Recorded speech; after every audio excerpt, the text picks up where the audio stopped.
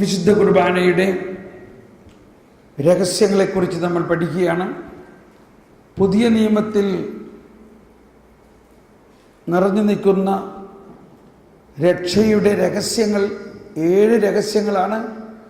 ഈശോയുടെ മനുഷ്യാവതാരം, മാമോദീസ, പരസ്യജീവിതം, പീഡാസഹനവും മരണവും, പുനരുത്ഥാനം, സ്വർഗാരോഹണം, പന്തക്കുസ്ത, വീണ്ടും വരവ്.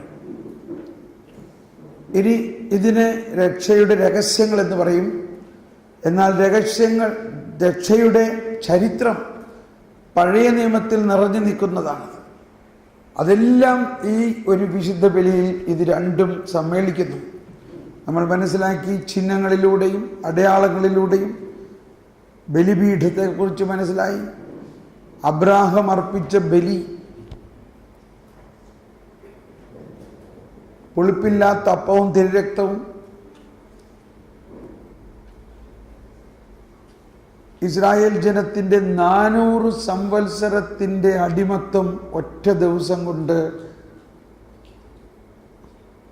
അതിൽ നിന്നും മുക്തി, വിമോചനം നൽകി കടന്നു വന്നു.